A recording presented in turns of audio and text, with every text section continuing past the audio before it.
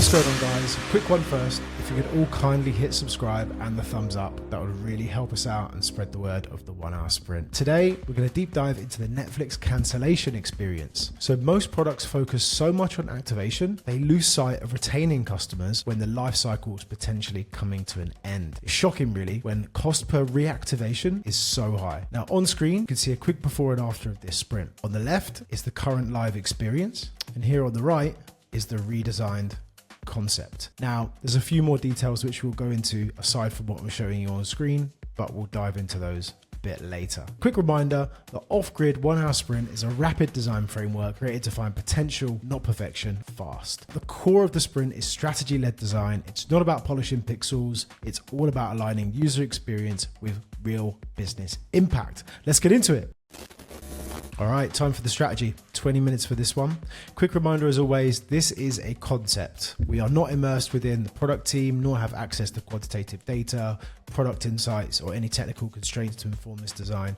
These are all based on assumptions. Cool. Business goals, just 2 today. As a business, we need to boost the churn prevention success rate. And as a business, we need to increase pause/downgrade versus cancellation rate. All right, now what are the user goals based on those? As a user, I want to see all of my options before canceling. As a user, I want to know I can take a break, be told that I can easily reactivate later if I do cancel, and be reminded why I love Netflix. Cool, challenges. How can we fail? So we could fail by making alternative options hard to find or the value is unclear, not reassuring users that their recommendations will be safe when pausing, introducing dark UX patterns. Adobe, looking at you. Just quickly, if you guys didn't see this article, I think this was last year, 2024. The US sued Adobe for hiding termination fees and making it difficult to cancel subscriptions. So we definitely want to avoid this. All right, and we could fail by failing to remind users the value of Netflix. Opportunities. How might we persuade users to pause or downgrade as opposed to cancel? Communicate that canceling isn't permanent, remove all friction to reactivation and potentially incentivize, and spark FOMO in a bid to retain users. Cool. So what is the hero statement based on those 4 buckets? So the Netflix cancellation flow should feel like a flexible decision, not a permanent goodbye. It should offer clear alternatives like pausing or downgrading.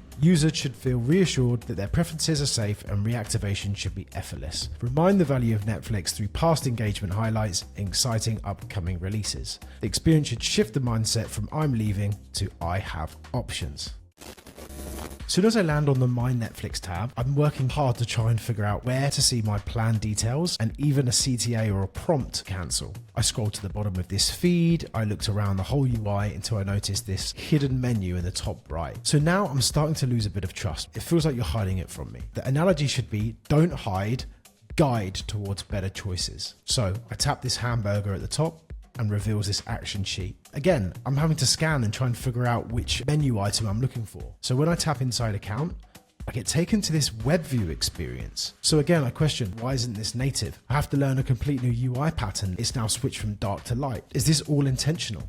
Now, if we just digest the whole screen and look at the information architecture, right, it's a bit all over the place. Starting at the top, we have members since October 2023. Interesting call out. Not sure what they're trying to do there. Followed by this list. You've got options. The assumption here is that I've come to cancel, even though my use case could be to update my card, change my password. But they're putting this in my mind, even if I've not come to cancel. So again, we have a title, we have this membership tag, you've got options, followed by the membership and billing section, but then the cancel membership is visible, but it's super disconnected to this you've got options section, and it's kind of clustered underneath billing details. Feels a bit random, right? So they're not hiding it, they're making it easy to tap and clear to find, but at the same time, I'm not sure if they're intentionally making this screen difficult to scan. When I tap cancel membership, it takes me to this extra layer. Now what's interesting is, instead of working hard to retain customers at this point, and really focus on my options. If you read this copy, whatever you choose, it will take effect on the 28th of March 2025. It's like they're admitting defeat, which will be an ongoing theme throughout this video, but the user hasn't weighed up their options just yet. So now I'll move further down the screen. Now I can see my options, right? Cancel, pause for a month, change plan. So these options are good to be presented, but the hierarchy is off. As a business, we want to try and shift the mindset and avoid cancellation at all costs. So why not put change plan at the top, pause for a month in the middle, and cancel last, essentially in the order of things that we want users to do. So we'd rather them change their plan, they're still a customer. If they don't fancy that, pause for a month. Just take a break, but you're still a paying customer, and at last resort, cancel. Now, when I expand these accordions, it gives me some more information. And the first thing I notice here is I see a bunch of text links. Why can't I do this from the app? Why is this not built-in functionality? Again, is this intentional friction? Are they purposely designing this experience where it's super difficult to pause or change my plan? But then I don't understand, because it's easy for me to cancel my plan from here. But why wouldn't they prioritize pausing for a month or changing your plan in the native experience? Because these are the things as a business we'd prefer the user to do. So by designing it like this, you're only giving the user one option, which is to finish cancellation. There's a lot of labor which has to be executed to then go onto a desktop and then change my plan from there, but it's super easy for me to tap finish cancellation. So the likelihood of me doing that just increases. All right, now let's benchmark other products in market. And the first one we looked at was Amazon. So the first thing that you see is this huge blue and yellow component. It's literally hurting my eyes. And this is a prime example of banner blindness at its finest. Definitely not reading this. This section below of prime benefits, I'm really enjoying. These are nice statistics about me personally and about the value that I've got from this plan. But looking up top, I see this manage membership toggle. Again, it's really hidden. Are they intentionally trying to hide this? Who knows? But if I tap here, it takes me to this other expanded view where I can see my plan, my renewal date, and manage my membership. Now, I do like that they're listing out these options: update, cancel, and more. So if my goal as a user is to cancel my membership and I can see these other options, we might actually deter that user and convince them to downgrade, pause, or something else other than canceling. And tapping here just takes me to this final screen.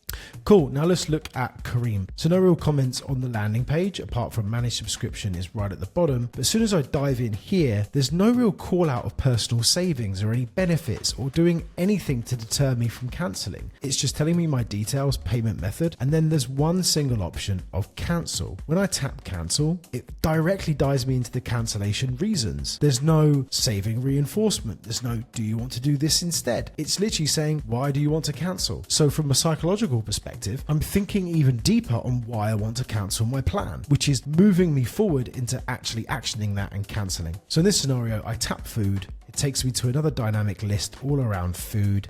I choose my options and then I land here. So at first, I actually didn't even notice this stay and get another full year for free. So this is actually quite interesting. They're incentivizing users right at the last step, pre-cancellation, to stay. I really like that they're incentivizing, but if you're going to, show that way before. Already told you why I want to cancel and thought about it deeply. You should try and avoid users getting to the last step. The further you get down the flow, the likelihood increases that you're actually going to cancel. All right, and then we looked at Spotify. Again, this is a prime example of making it super hard to cancel. I'm going in and out of these tabs trying to find information about my subscription until I go into account, which shows me here. I'm like, cool, I can see premium individual, and I assume when I tap inside, I might be able to change my plan and cancel. So when I go inside, I see everything my plan includes and see all plans. Maybe I have to go even further now to try and change my plan or cancel. And when I tap here, there's a long list of all the plans, and I assume, cool, if I just tap one, it will activate a different plan. But I go all the way to the bottom of the list and I see this micro copy that says you can't make changes to your plan or view prices in the app. This is intentional friction and it's absolute worst. In my mind, this is a dark UX pattern. Spotify is an absolute behemoth of a company and you're telling me they cannot implement this functionality? I just don't buy it.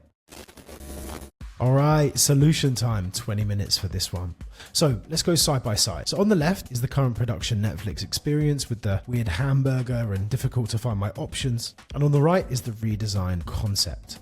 Now, the analogy behind this design was twofold: build confidence and give options. Now, we really don't want to hide the option of cancellation. All that's going to do is damage brand perception and frustrate the hell out of users. Now, in terms of options, let's surface up front everything that you can do. So you can change your plan, you can pause for 30 days, or you can stop. So there's two options, which as a business, we would prefer you to do because you're not cancelling your subscription or before stopping. And those are surfaced right up front without having to dive in and out of different micro experiences. You can see all of your options weighed up in front of you. By showing only cancel, users will see that as the only way out. And we're giving them control over their decision, reducing that immediate churn while still respecting their intent. So let's switch to the prototype and let's see the pause flow. So as a user, I want to pause for 30 days. Now we're really playing on FOMO here, right? So you'll miss these binge-worthy shows coming out this week. We show quick snippets of the titles which are upcoming, and these can be based on your favorite genres to try and hook you in and build that FOMO. And the CTAs at the bottom: continue watching Netflix, which is the exit flow, pause for 30 days and lose access immediately. Again, this is playing to FOMO. If I tap pause, it takes me back to this screen with an easy option to start my plan again. Now let's assume the user does have full intent of cancelling. So let's tap stop. Now in this screen, we really play to giving options. The user might be price sensitive or doesn't really see the value because they're not using the product that much. So we give you the option to downgrade to the basic plan. A clean UI with the options exposed in front of you, with a clear CTA that highlights the value of save AED 20 and switch to basic plan. Now as a business, this is our best case scenario, right? The intent is there for cancellation, but we really want to retain that customer. Downgrading means there's still a customer, even though at a lesser price point, there's still a part of our business. But what if I still don't see the value of this and I tap no thank you? So we throw them another option, maybe take a break and pause your plan instead. And here we took a bit of inspiration from Kareem, where they offer an incentive to stay. So by pausing for 30 days, we give you 10% off, which lasts up to 3 months. And it's easily applied with this CTA of get 10% off and pause for 30 days. But if I don't see the value in those two options, I tap no thank you. We dive you into a timeline experience which really plays to nostalgia and FOMO. So hook title which says, George, are you sure you want to cancel movie night forever? You've loved Netflix for 741 days up to now. So we show you when you first joined Netflix. We show you content that you first watched, along with genres that you've loved, sitcoms that you've binge watched, your favorite comedy genre, followed by FOMO of releases that you'll miss, and the last hook to say that there's still time to change your mind. Now, a clear CTA to continue watching. We're not trapping the user, so no dark patterns here. As you can see, this is fixed at the bottom throughout the scroll, but you can tell that we're working hard to try and make you stay, but ultimately the decision is yours. Alright guys, that's it for the Netflix subscription cancellation experience.